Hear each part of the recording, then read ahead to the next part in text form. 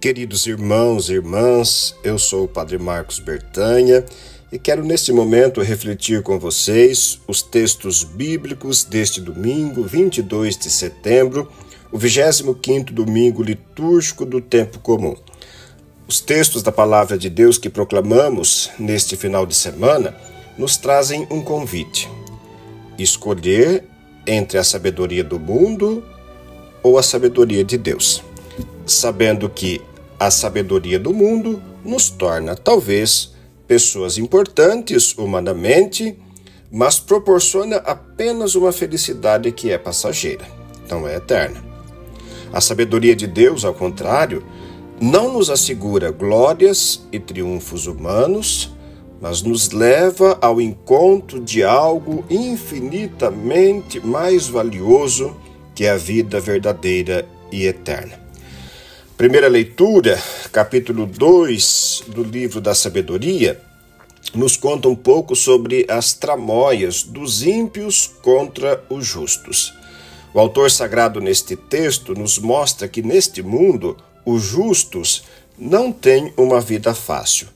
São incompreendidos, muitas vezes hostilizados, mas eles têm o coração em paz e a certeza de que Deus estará sempre ao lado deles. Quanto aos ímpios, é só uma questão de tempo. Para eles chegará o dia do tormento eterno, por conta deste comportamento reprovado por Deus e em desacordo com os valores das Sagradas Escrituras. No Evangelho, meus queridos irmãos e irmãs, nós temos um texto bonito do capítulo 9 do Evangelho de São Marcos, que ele é composto em duas partes. Na primeira parte, nós temos o segundo anúncio da paixão de Jesus. No versículo 31, Jesus diz assim aos seus discípulos e a nós: o Filho do Homem vai ser entregue nas mãos dos homens e eles o matarão. Mas 3 dias após a sua morte, ele ressuscitará, diz Jesus. No Evangelho de São Marcos, nós temos 3 anúncios que Jesus faz da sua paixão, morte e ressurreição. Temos no capítulo 8, no capítulo 9 e no capítulo 10. Jesus prepara os seus discípulos para este momento decisivo da sua vida e da sua missão. Jesus está convicto do que ele vai enfrentar em Jerusalém. E ele descreve isso aos seus discípulos com tranquilidade e serena aceitação. Agora, da parte dos discípulos, eles não conseguem entender. Eles não conseguem aceitar que Jesus vá morrer na cruz. Para eles, isso é inconcebível, porque significa um fracasso humano total. Eles imaginavam que o Messias alcançaria uma estrondosa vitória política, com triunfos, glórias, muito poder e honras humanas. No Evangelho de domingo passado, capítulo 8, São Pedro, quando Jesus faz o primeiro anúncio da sua paixão, morte e ressurreição, chama Jesus de lado e repreende Jesus por causa disso. Agora, no Evangelho de hoje, o capítulo 9, no versículo 32, São Marcos nos conta que os discípulos, eles não compreendiam estas palavras e tinham medo de perguntar. Não perguntam nada a Jesus. No capítulo 10, Jesus faz o terceiro anúncio da paixão. E aqui a reação dos discípulos é um silêncio sepulcral. Talvez eles se recordem o quanto Jesus se irritou com Pedro e o chamou de Satanás porque não pensava como Deus, mas sim como os homens. Mas Jesus não mudou de ideia de jeito nenhum e continuou exatamente a anunciar a mesma coisa. Em Jerusalém, ele enfrentará a cruz, a condenação, a morte, mas o Pai o ressuscitará no terceiro dia. Na segunda parte do Evangelho de hoje, meus irmãos e irmãs, São Marcos nos conta que Jesus está em casa, em Cafarnaum, com os seus discípulos, e Jesus faz uma pergunta. Esta pergunta está no versículo 33 do Evangelho de hoje. Jesus pergunta assim aos seus discípulos: o que discutíeis pelo caminho? É a pergunta de Jesus. E no versículo 34, São Marcos traz este esclarecimento. Eles, porém, ficaram calados porque, pelo caminho, tinham discutido quem era o maior. Explica São Marcos. Olha, na sociedade judaica do tempo de Jesus, havia uma hierarquização dos postos e das pessoas.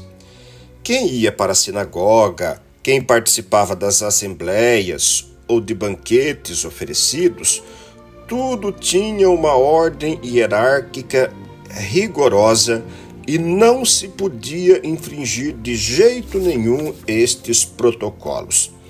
Os discípulos estavam imbuídos desta lógica. Eles já sabiam que se aproximava o triunfo glorioso do Messias. E eles imaginavam que esse triunfo seria humano e político. Por isso eles já discutiam entre eles quem iria ocupar os postos-chave no quadro de poder do reino messiânico.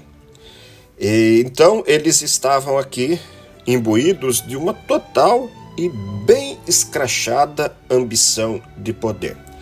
A questão é que não vai haver triunfo de poder humano nenhum. O destino de Jesus é a cruz e ele será glorificado pelo Pai, que o ressuscitará dos mortos no terceiro dia. Os discípulos custaram muito a entender isto.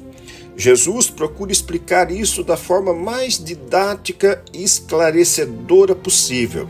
E para completar estas instruções, Jesus realiza um gesto.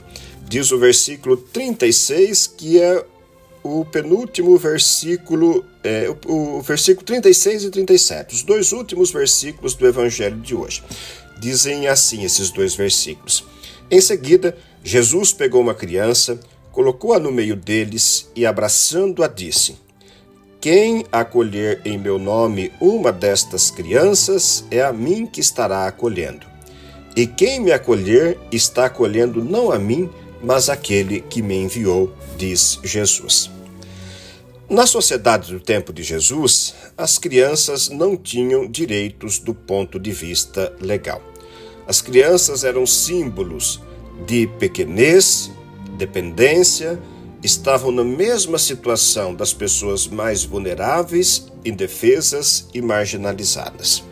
O que Jesus está explicando aqui para os seus discípulos com essas palavras e agora com este gesto de colocar esta criança no meio dos discípulos é o seguinte, que na comunidade de Jesus são os mais vulneráveis que devem estar no centro. São estes especialmente que a Igreja de Jesus deve abraçar, acolher e amar. Quem fizer isso será o maior. Olha o que diz Jesus no versículo 35. Jesus sentou-se, chamou os 12 e lhes disse: se alguém quiser ser o primeiro, que seja o último de todos e aquele que serve a todos, diz Jesus.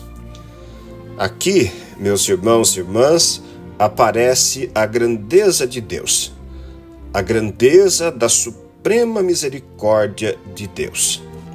E aparece também a grandeza do ser humano. Quando o ser humano se torna capaz de amar os menos favorecidos, ele deixa de ser um miserável.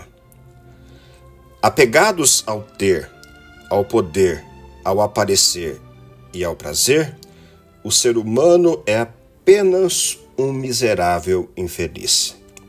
Queridos irmãos e irmãs, peçamos ao Senhor bom Jesus que nos conceda a graça de observarmos os seus mandamentos e um dia merecermos a vida eterna. Amém.